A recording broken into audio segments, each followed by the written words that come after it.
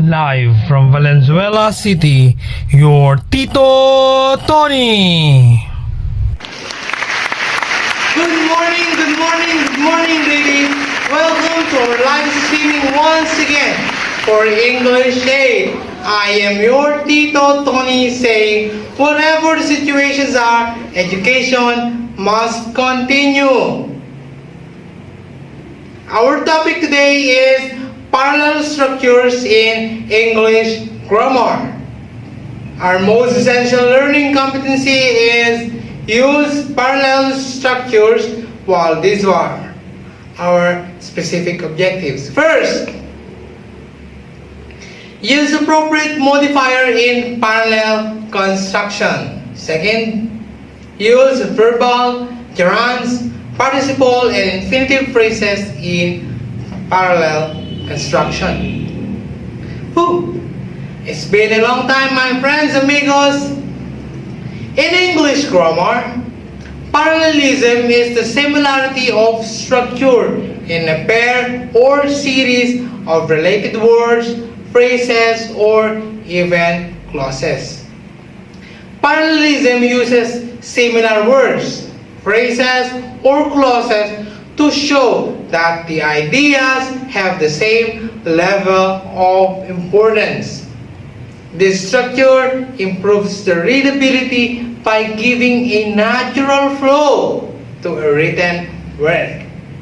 Parallelism is also the balance between two or more similar words, phrases, or clauses balance. That is why, as we write and speak the language, we must be aware in using forms of words, the tenses, and the degrees of comparisons in adjective and their usage. The phrases as well, if it is used as a gerund phrase, an infinitive phrase, or participial phrase in a sentence construction. Now, might be asking, why do we need to keep it parallel? Because in parallel structure, it is when all the words and phrases in a sentence follow the same pattern and has coordination, and it organizes the flow of ideas and enhances coherence. Now, if you will pay attention in the following activities, this technique will be easy to learn, and I am sure you will enjoy doing it. In your module, what's more? Activity strike 1. Again, you can use your module. Direction. Strike out the word or omit the word or phrase which is not parallel. Number 1 is done for you.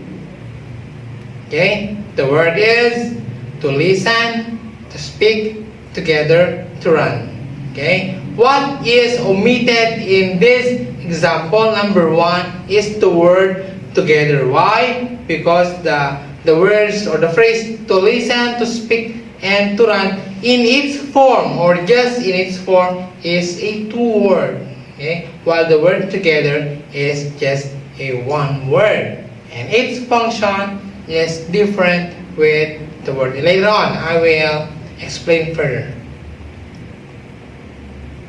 Number 2, we have the words reading, cycling, hiking, and going to a camp. 5 seconds.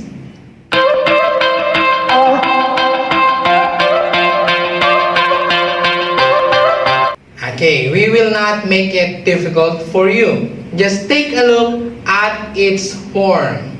We have 1 word, the reading, cycling, hiking, and we have the 3 words going to a camp. 4 actually, including the word a or the article a. Okay? So what we have to omit in these examples is the words or the phrase going to a camp. Okay? Because the reading, cycling, and hiking is 1 word, and then going to a camp is actually a verb phrase. Number 3, we have the examples adorable, has honesty, flexible, and religious. 5 seconds.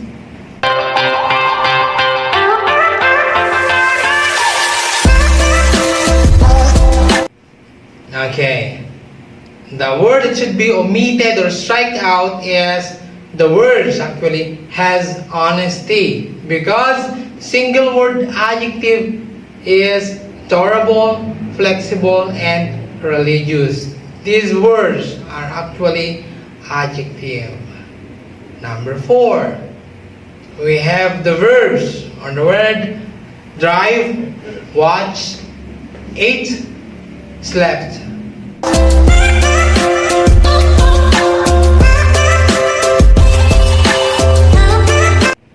Okay, people, 5 seconds.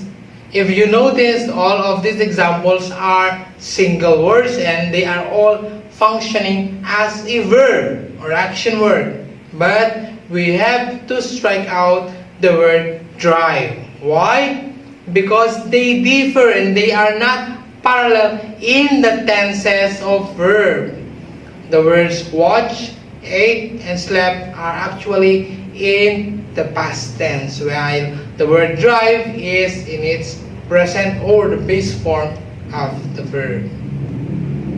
Number 5, we have these words: school of fish, flock of birds, some dogs, and parliament of owls.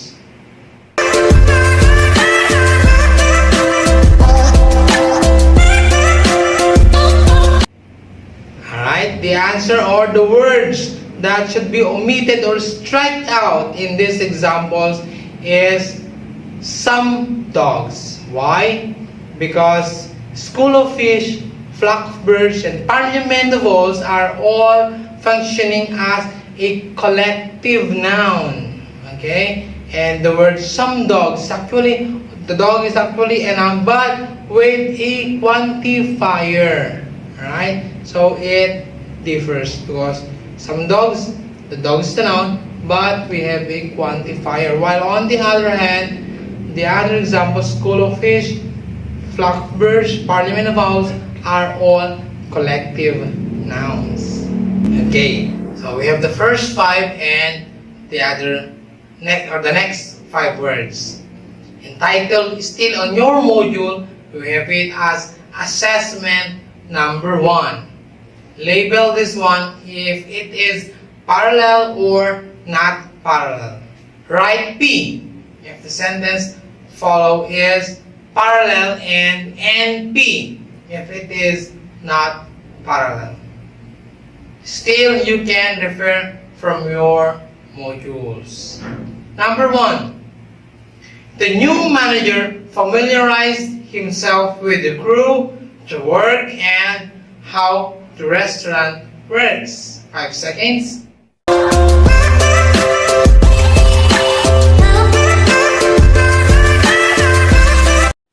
The answer is NP or not parallel. Why? Because it is error in redundancy. Because the words how the restaurant works includes the work itself and the crew. So better omit the how the restaurant works. Okay? Number 2. The car drove through the red light, struck another car, and landed in the open field. 5 seconds.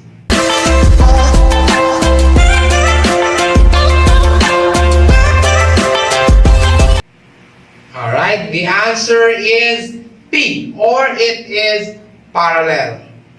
Verb phrase in this construction, the tenses of each verb is in the past form. What is that? Drove through the red light, struck another car, and landed in the open field. Number 3. To maintain good health, people should try to eat a well-balanced diet, sleep 8 hours per night, and to exercise for about 20 minutes every day. 5 seconds.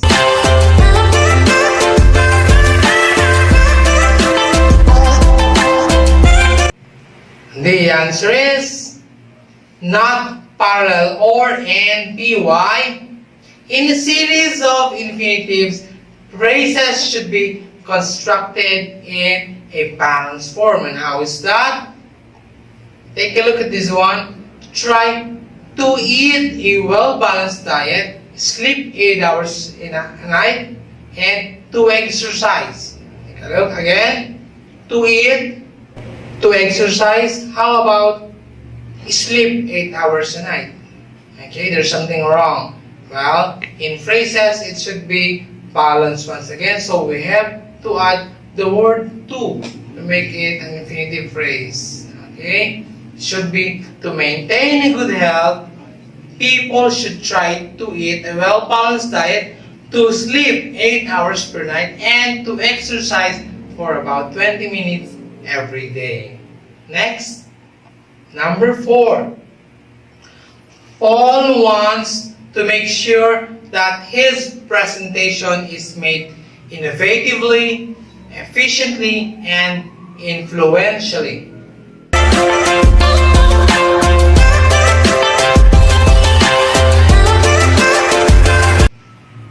The answer is parallel. Why?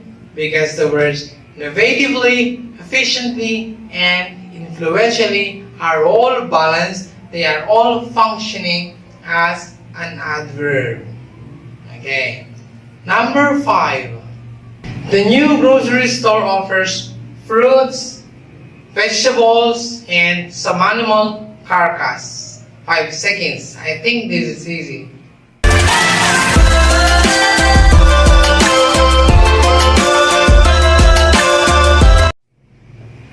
5 seconds, and the answer is NP or not parallel. Why? Because the fruit and the vegetable is actually a single word that is functioning as a noun or naming word, while the other one, some animal carcass, is actually a noun phrase and then joined with a modifier and another quantifier, some animal carcass. While on the other hand, it is also the bad choice of word. If you are in the market or you're selling something, you do not just say you are actually selling some animal carcass. Rather, you have to say you are selling fruits, vegetable, and yes. Very good. That is correct. Fruits, vegetable, and meat. Now, people, if you got 5 out of 10 items, just press the heart react and then comment your scores if you are 5 and below.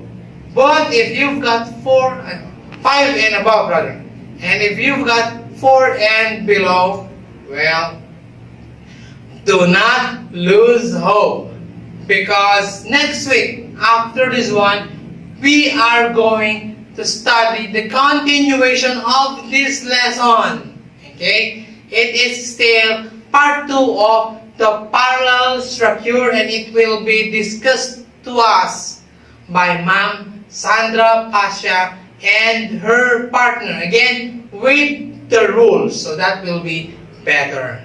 Okay. So people, I guess this is enough about using parallel structure basics. There are still a lot for you to learn about the lesson, and you will have it, including the rules in our succeeding lessons.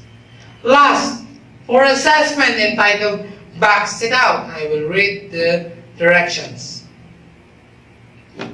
Read the following items. Box the word or phrase that gives the sentence correct parallel structure. Yeah? Box the word or the phrase that gives the sentence correct parallel structure. The number 1 is done for you. Number 1. Jericho was excited about inviting friends over. Again, sorry. Jericho was excited about inviting friends over. eating a good meal, and alright, a game of mobile. B, to play mobile games. C, playing mobile games. Seconds.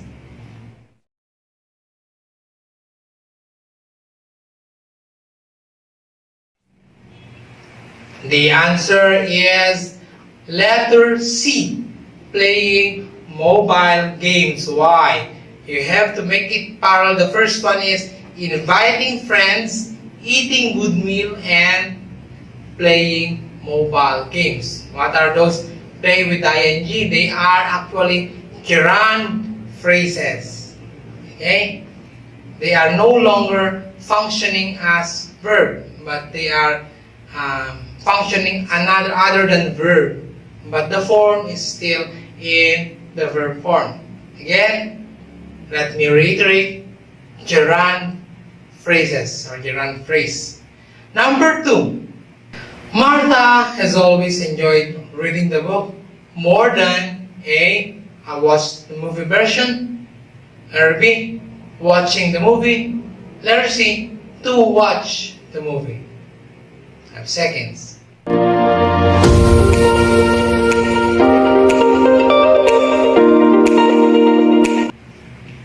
The answer is watching the movie, letter B. Okay? Again, the verb form with ing, the gerund form.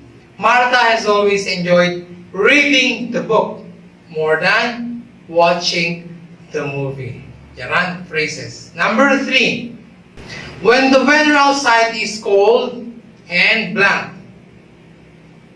Letter A, starting to get windy, or getting windy. 5 seconds.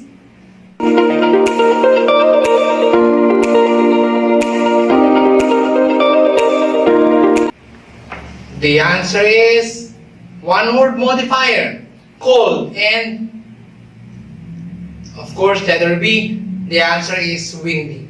When the weather outside is cold and windy, I like to be indoors. Okay?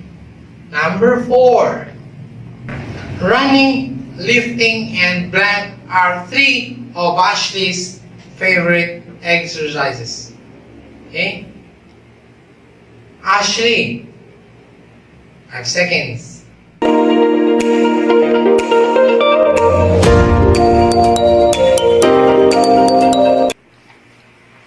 The answer is letter C, bicycling. Why?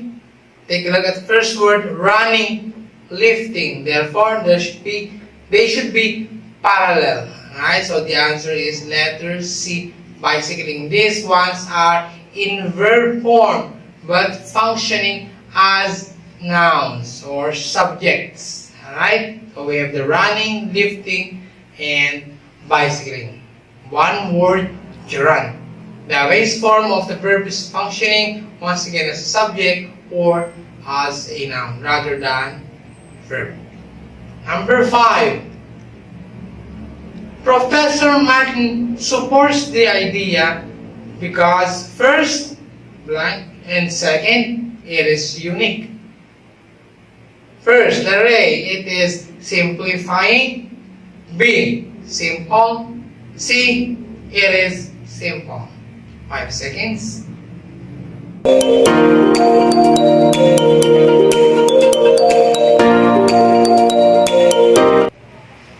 The answer is letter B. It is simple. Again, Professor Martin supports the idea first because it is simple. Second, it is unique. One word, simple and unique. Number 6. Our new computer network is safer, stronger, and blank. Letter A, more secure. B, most secure. And letter C, secure. 5 seconds.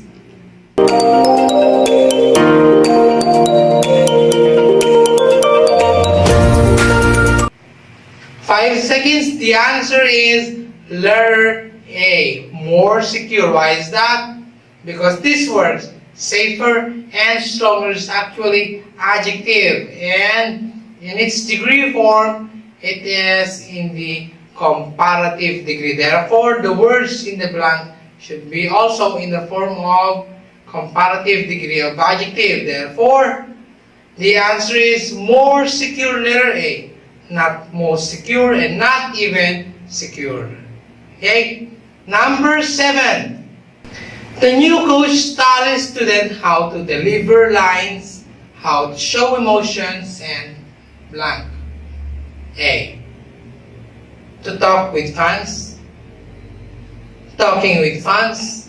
How to talk with fans. 5 seconds.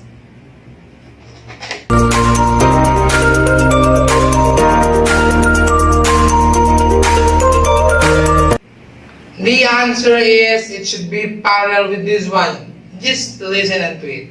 The coach taught a student how to deliver lines, how to show emotion, and of course the answer is letter C, how to talk with fans.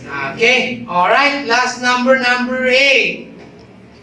The venue for the school camp has several fields for games and blank. A. Swimming in the lake. Letter B. Swimming area in the lake. And letter C. Swim area in the lake. 5 seconds.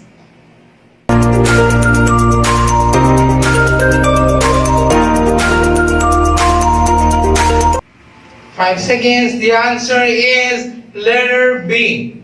Just by taking a look at it and just by listening with these phrases in a sentence, you will know the answer. Yeah? The venue for the school has several fields for games and letter B, swimming area in the lake. Not swimming in the lake or not even swim area in the lake. Okay? Again, letter B, swimming area in the lake.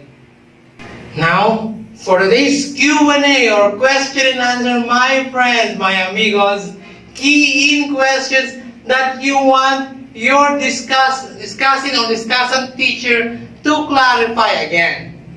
Key in your questions that is in online and ask it to your discussion teacher. Those you think is not clear for you or you want to clarify something. And you have your minutes to do that. Not for me, but for your discussant teacher. For other activities, refer on the items from your modules and continue learning. Your subject teachers will further help you by answering your queries. Do not hesitate to ask. Thank you for being with me today, amigos, my friend. It's been a happy day of learning English with you as usual. I miss you and I hope to see you again, probably in the 4th quarter. See you next time. This is your Tito Tony saying, ano man ang sitwasyon, tuloy ang edukasyon. Dahil dito sa Valenzuela, ay